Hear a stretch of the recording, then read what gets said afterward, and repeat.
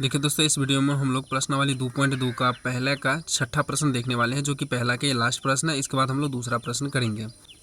यहाँ पर देखिए 3 पद वाला बहुपद है, तो ये क्या करेंगे, इसको हम 4 पद में बांटेंगे। तो इसको और इसको यानी कि चर पद को चर पद ये जो एक्स स्क्वायर के साथ में जो गुणांक होता है उसके साथ हम गुणा करते हैं। तो 4 को 3 से गुणा कर दीजिए, कितना हो जाएगा, 12 हो जाएगा। और इसका हम करेंगे गुणनखंड, तो 2 छक्के 12 होगा और 2 तिया 6 हो गया।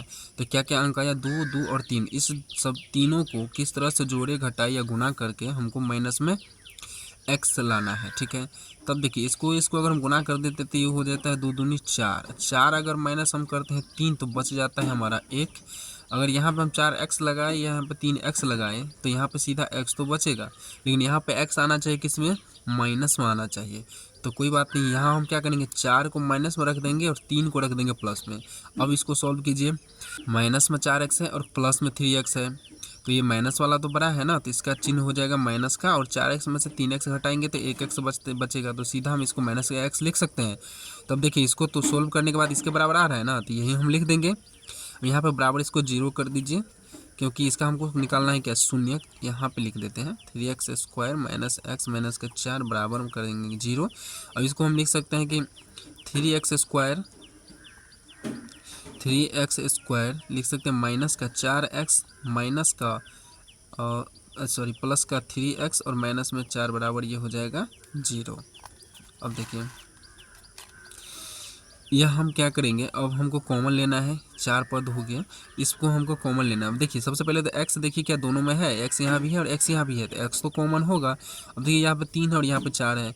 क्या ये 3 और 4 1 के अलावा किसी और संख्या से कट रहा है, नहीं कट रहा है। 3 सिर्फ 3 से कट रहा है, 4 सिर्फ 4 से कट रहा है, और ये सिर्फ 1 से ही कट रहा है। तो हम ये 3 और 4 को कॉमन नहीं लेंगे, उसको वैसे ही छोड़ देंगे, क्योंकि जो मिल रहा है हम उसी को कॉमन लेंगे ना दोनों में। तो x मिल रहा है, x मिल रहा है यहाँ पे। चलो तो हम यहाँ पे क्या करते हैं, हम लोग चलिए x कॉमन ले लेते हैं।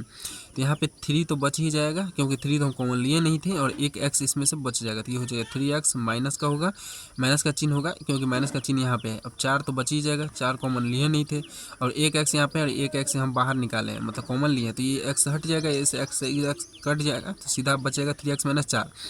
अब यहाँ पर ध्यान दीजिए, यहाँ इसके बराबर जो हम यहाँ पे लिखेंगे वो दोनों बराबर होना चाहिए। अब यहाँ पे देखिए 3x माइनस का 4 है और यहाँ पे 3x माइनस 4 पहले से है, तो कुछ नहीं करना है, प्लस का 1 कॉमन ले लीजिए और सिर्फ 3x माइनस का 4 मतलब जो अंक दिया हो उसको वैसे ही लिख दीजिए। अगर एक कॉमन लेंगे तो उसके अंक में कोई फर्क नहीं पड़ेगा। हाँ, अगर यहाँ पर माइनस लिख देते तो यहाँ पर प्लस हो जाता, लेकिन यहाँ पर माइनस है तो माइनस में ही रखना है, तो यहाँ पर सीधा हम प्लस लिखेंगे, ठीक है। प्लस 1 करके हम आगे बढ़ जाएंगे और ये यहाँ पे हम उसको लिख देंगे। तो अब देखिए 3x माइनस 4 और 3x माइनस 4 दोनों को बराबर सेम आ गया ना, क्योंकि यहाँ पे देखिए 3x माइनस 4 आया था, अब यहाँ पे 3x माइनस 4 पहले से है, तो इस दोनों को हमको बराबर में रखना है। तो जरूरी नहीं है कोई कॉमन लेना, वैसे भी कॉमन होगा ही नहीं। आप देखिए ना, x यहाँ पे और x यहाँ पे नहीं है, और ये 3 है और 4 है, तो 3 और 4 एक के अलावा और अपने आप के अलावा किसी और से कटिए नहीं रहा है, तो कॉमन होगा ही नहीं कुछ। अब यहाँ पे क्या करेंगे, जो बाहर में अंक है ना उसको पहले लिख दीजिए यहाँ पे, तो x और प्लस का 1 ये है, इसको हम लिख दिए और इसको हम क्वेश्चन में बंद कर दिए। फिर इस दोनों में से कोई एक ले लीजिए, यहाँ पे 3x और माइनस का ये 4 हम लिख देते हैं, बराबर में लिख देंगे 0। ये जो 0 है इस दोनों के लिए है, तो हम एक बार x प्लस 1 बराबर हम 0 रखते हैं, तो ये हो जाएगा क्या, x बराबर का ये माइनस का 1 हो जाएगा, यानी कि अल्फ़ा मान हो गया हमारा कितना, माइनस का 1, यानी कि एक शून्य हमको मिल चुका है।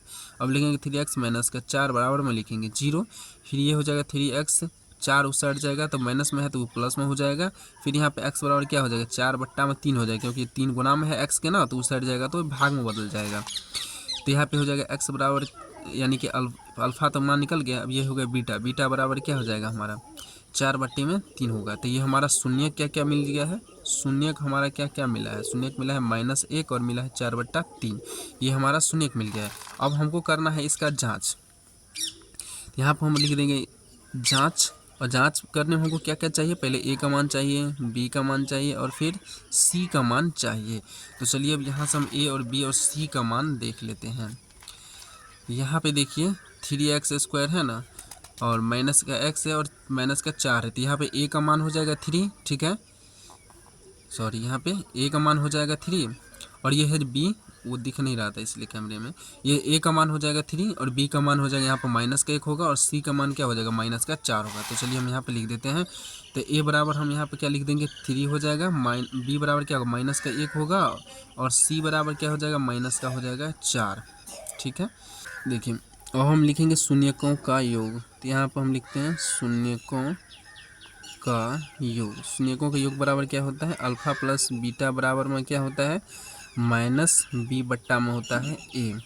तो अल्फ़ा प्लस बीटा, अल्फ़ा का मान यहाँ से रखिए, अल्फ़ा का मान कितना आया माइनस का 1 आया है ना। तो यहाँ पर लिखेंगे माइनस का 1 और प्लस में बीटा का मान कितना है 4 बट्टा में 3 है, बराबर माइनस का बी कितना है माइनस, मतलब बी खुद माइनस में है तो माइनस 1 रखेंगे, माइनस 1 होगा और बट्टा में क्या है ए। तो ए का मान कितना है 3 है। चलिए अब यहाँ पे क्या करना है, कुछ नहीं है तो बट्टा में 1 रख के इसको भिन्न का जोड़ कर दीजिए।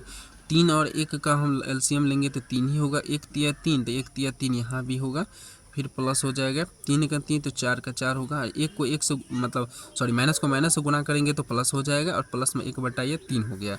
अब इधर ध्यान दीजिए, ये 4 है प्लस में 3 है माइनस में, तो 4 में से 3 घटाएंगे तो 1 बच जाएगा, 1 बट्टा 3 आ गया और इधर भी 1 बट्टा 3 आ गया। इसका मतलब ये हमारा शून्य क्या था सही है।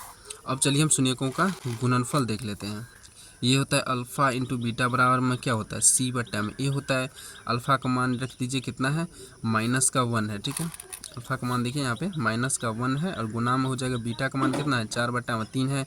सी का मान कितना हम निकालें यहाँ पे, सी मतलब सी का मान कितना दिया है -4 दिया हुआ है और ए का मान कितना है, ए का मान है 3 है। चलिए अब यहाँ पे देखिए बट्टा में कुछ नहीं है तो बट्टा में 1 रख सकते हैं। अब गुना कर दीजिए, कट तो नहीं रहा है, 4 को 1 से गुना कीजिएगा तो 4 ही होगा, लेकिन -1 है ना यहाँ पे, तो माइनस और प्लस माइनस ही होता है, तो -4/3 हो जाएगा और ये भी तो -4/3 है ही।